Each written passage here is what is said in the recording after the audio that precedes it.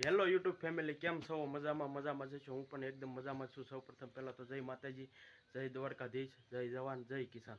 તો મિત્રો, અત્યારે 9 વાગી ગયા છે અને આપણે ટ્રેક્ટર લેવા આવ્યા છીએ. કેમ કે આપણે ગામની પાદરની વાડી છે ત્યાં આપણે દવા નાખવાની છે, એટલે ત્યાં મોટરને એવું કાંઈ હજી કૂવામાં મૂક્યું નથી.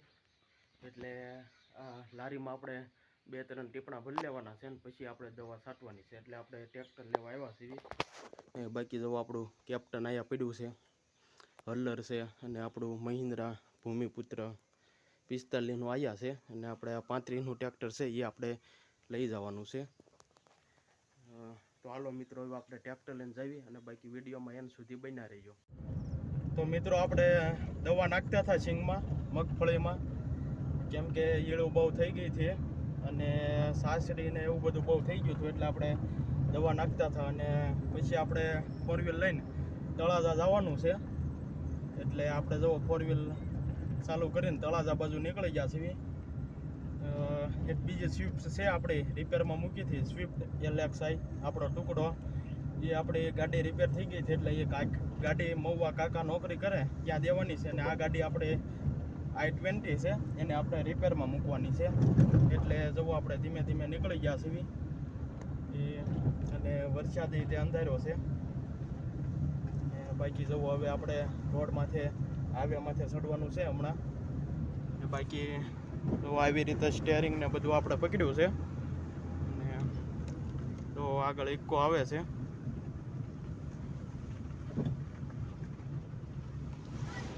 તો મિત્રો, વિડીયોમાં એન્ડ સુધી બન્યા રહેજો.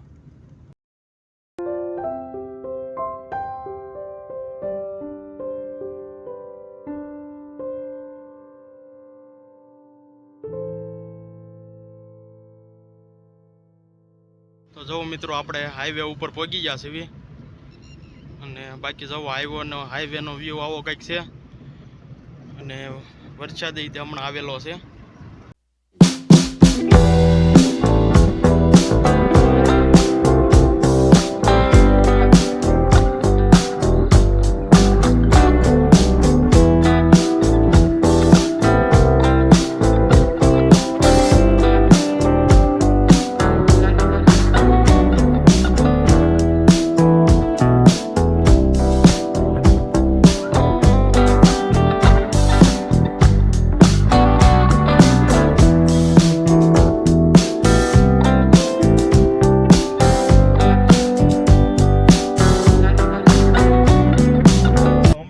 એક ગાડી સ્વિફ્ટ ડિઝાઇન છે એ આપણને હામી મળી છે.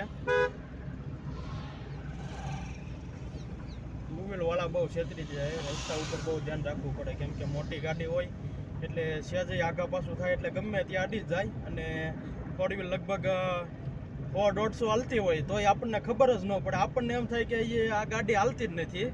આ ગાડી જો અત્યારે 80 હાલે છે તોય આપણને એમ જ લાગે કે આપણી ગાડી હાવ ધીમી જ હાલે. કેમ કે બહાર નીકળો ત્યારે ખબર પડે કે આ બહાર જે ઊભા હોય એ લોકો જોવે તો એમ થાય કે આમ રોકેટની જેમ ગાડી જાય, પણ અંદર આપણે બેઠા હોઈએ એટલે આપણને એમ જ લાગે કે ગાડી નથી હાલતી, ધીમી હાલે છે.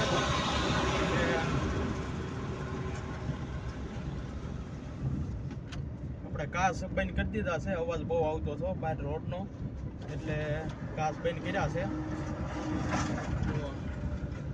એટલે ગાડી રોડ ઉપર 150 હાલતી હોય તો આપણને એમ જ લાગે કે ધીમી હાલે, પણ બહાર જે ઊભા હોય એ વ્યક્તિ જોવે તો એને એમ થાય કે આ ગાડી રોકેટની જેમ જાય છે.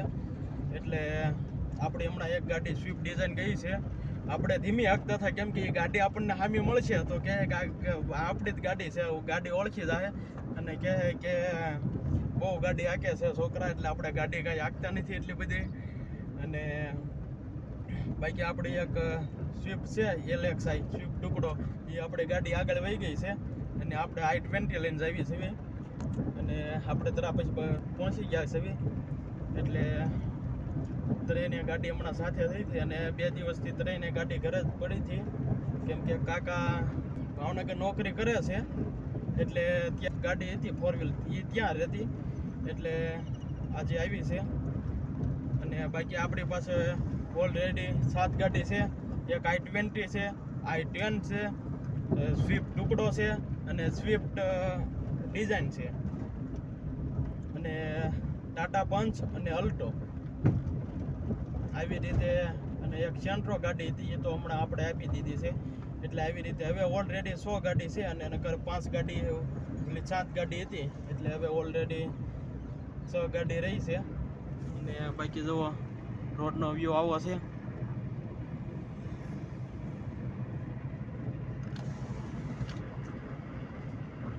તમને બતાવું વ્યૂ.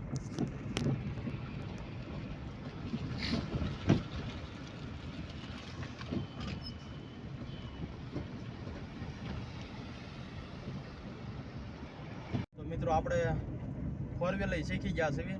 આપણને 4 વ્હીલર એટલી બધી આવડતી નહોતી, પણ આપણે શીખી ગયા, કેમ કે ઘરના વાહન હોય એટલે શીખવાનું જ હોય ને, એટલે આપણે ગાડી શીખી ગયા.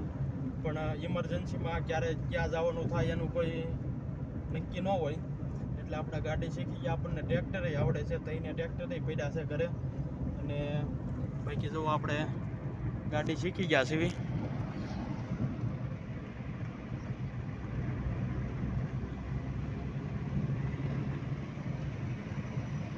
આપણે વ્લોગ ઉતરતા હોય એટલે આપણે ધીમી ગાડી હાંકતા હોઈએ, અને બાકી વ્લોગ બંધ થાય એટલે આપણી ગાડી તો સ્પીડમાં જ હોય. એમ એ ગાડી આવે છે જુઓ.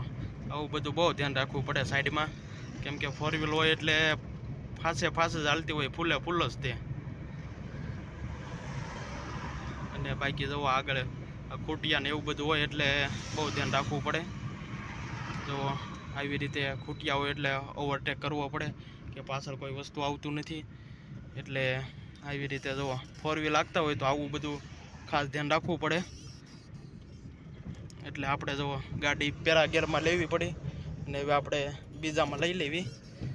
જો આપણે આવી રીતે બીજામાં લઈ લીધી છે, અને હવે લઈ લેવી ત્રીજામાં, કેમ કે ગાડી આપણે હાવ ધીમી પાડવાની હતી.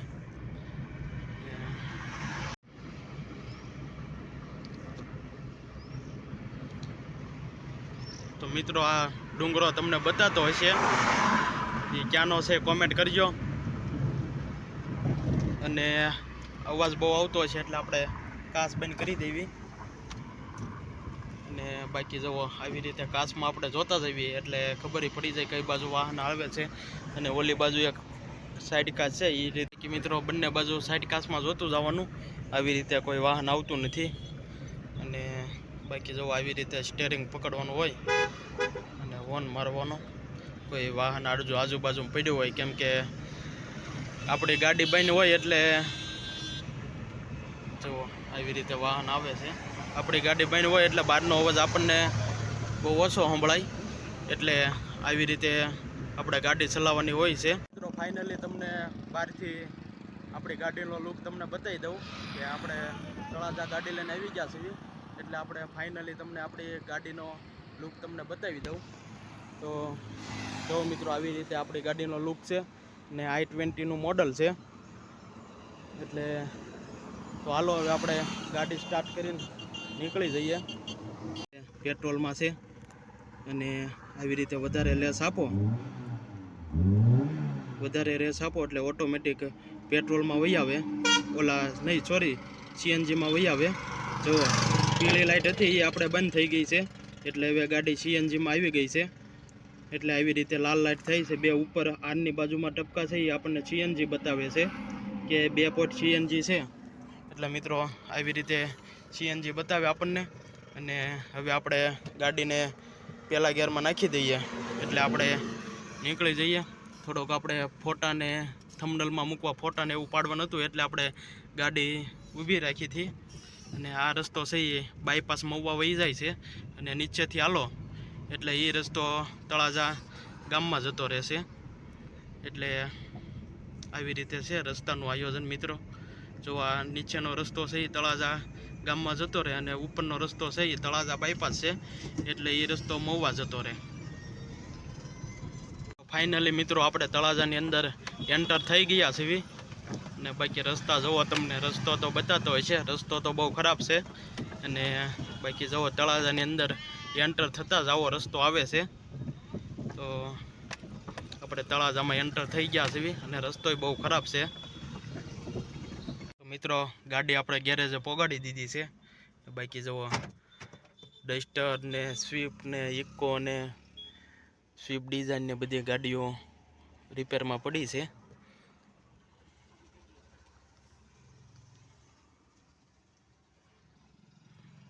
જો મિત્રો આપણે ગાડી અહીંયા પાર્ક કરી દીધી છે. આપણે જો આવી રીતે આપણી ગાડી પાર્ક કરી દીધી છે, અને બાકી બીજી બધી ગાડીઓ અહીંયા રિપેરમાં પડી છે.